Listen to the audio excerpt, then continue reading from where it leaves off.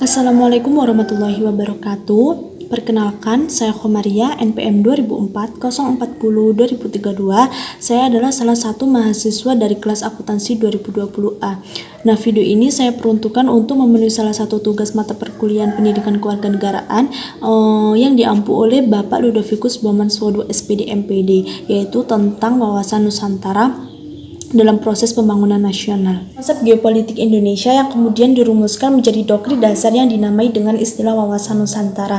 Nah, wawasan Nusantara ini adalah cara pandang bangsa Indonesia terhadap diri dan lingkungannya, yang mana berdasarkan Pancasila dan Undang-Undang 1945 untuk tujuan nasionalnya. Nah, konsep ini pertama kali diperkenalkan oleh Insinyur Juanda pada tahun 1957 yang dikenal dengan istilah Deklarasi Juanda.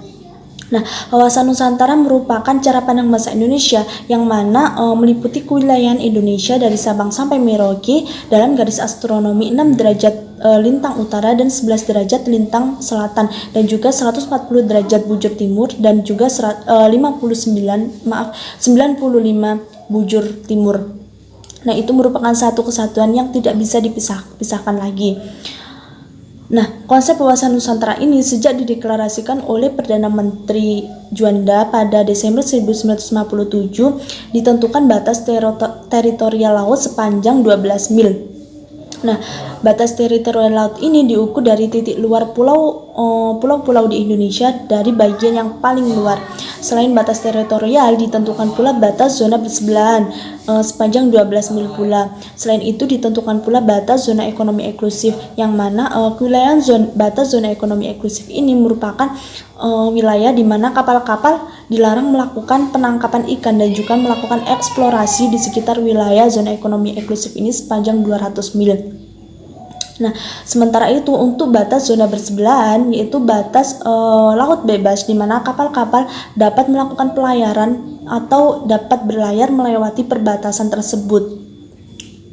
Nah, konsep wawasan Nusantara ini bukan sekedar sebagai konsepsi pembangunan pertahanan keamanan saja, melainkan juga petunjuk operasional dalam penyelenggaraan pemerintahan negara. Selain itu juga menjadi faktor integrasi dalam penyelenggaraan faktor politik, faktor ekonomi, faktor sosial budaya, dan juga pertahanan keamanan, sehingga daya dan dana di keempat bidang tersebut dapat dipadu secara terpadu sehingga menghasilkan hasil yang maksimal dalam proses pembangunan nasional. Nah, wawasan Nusantara ini juga menegaskan kesadaran masyarakat akan pentingnya wilayah sebagai ruang lingkup atau living space, sekaligus menumbuhkan sikap nasionalisme bangsa Indonesia, di mana sikap nasionalisme ini mendorong masyarakat Indonesia untuk mendahulukan kepentingan bangsa di atas kepentingan pribadi ataupun kepentingan golongan, dan juga mendorong bangsa Indonesia untuk menunjukkan harkat dan martabatnya di antara negara-negara di dunia.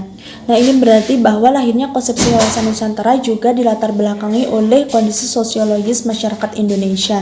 Nah, berdasarkan pada kondisi sosial budaya masyarakat Indonesia, bahwa wawasan Nusantara ini awalnya hanya sebagai konsepsi kewilayahan, namun berkembang menjadi konsepsi kebangsaan. Artinya bahwa wawasan Nusantara ini tidak hanya dipandang sebagai keutuhan kewilayahan, namun juga sebagai pemersatu bangsa.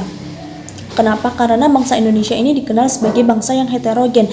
Nah, keheterogenitas ini ditandai dengan keragaman suku, ras, agama, dan juga kebudayaan. Nah, bangsa yang heterogen ini harus mampu dipersatukan melalui wawasan Nusantara. Jadi, esensi wawasan Nusantara ini adalah kesatuan atau keutuhan wilayah dan persatuan bangsa Indonesia yang mencakup fungsi-fungsi tadi, yaitu fungsi politik, fungsi ekonomi, fungsi sosial, budaya, dan juga fungsi pertahanan keamanan. Jadi, wawasan Nusantara ini merupakan perwujudan dari sila ketiga, yaitu persatuan.